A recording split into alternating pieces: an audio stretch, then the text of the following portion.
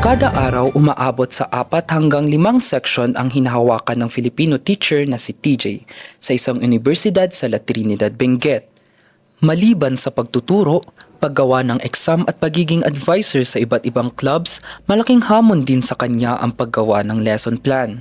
Kaya kung gahol na ito sa oras para magsaliksik ng mga aralin, gumagamit siya ng Artificial Intelligence o AI. Kapag kailangan ko ng ibang mas madali ang impormasyon na hindi ko agad-agad makikita sa mga libro. For example, kapag kailangan kong mag-discuss tungkol sa topic na ito at wala na akong time para hanapin pa sa mga libro, tinatanong ko agad siya sa AI. Isa lamang si Teacher TJ sa 73.7% ng mga educators sa bansa na gumagamit ng AI ayon sa pag-aaral ng ASEAN Foundation na isinagawa sa bansa mula April 2025 hanggang January 2026. Ipiniresenta ito sa 3rd Regional Policy Convening sa AI Ready ASEAN Program sa Manila. Maliban sa mga guro, 83.4% din ng mga estudyante ay gumagamit ng AI. Base sa pag-aaral, ginagamit ng educators ang AI para gumawa ng lesson plan,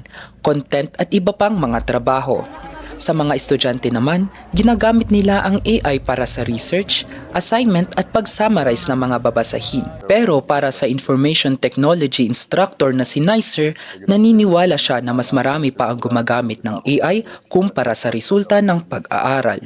I personally do not see any disadvantages of making use of AI as an educator.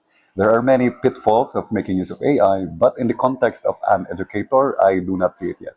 All I have been experiencing are pure advantages. Kaya naman, hindi niya raw maikakaila na parte na ng sektor ng edukasyon ang AI na hindi pwedeng maipagsawalang bahala. Bagay na sinang-ayunan din ng nasabing pag-aaral.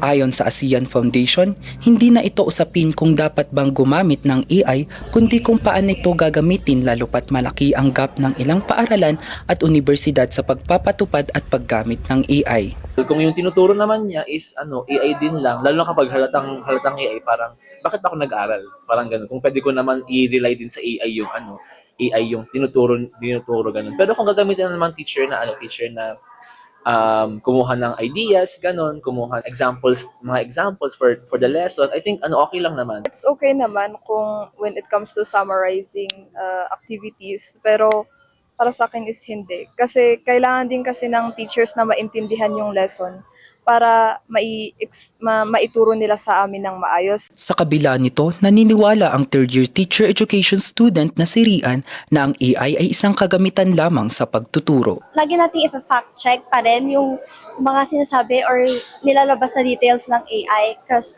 kapag hindi natin siya na-fact check and ginamit natin siya sa pagtuturo, I think kung ano yung nasabi natin sa students natin and baka yun din yung magagamit ng student natin, matutulungan ni teacher na maipaliwanag yung topics sa mga students. Siyempre, magpapatulong siya sa pinakamabilis na source, yung AI. Pero hindi naman ibig sabihin nun na wala nang alam si teacher. Hamon naman ng ASEAN Foundation sa mga paaralan at universidad na magtatag ng mga polisiya ukol sa responsableng paggamit ng AI.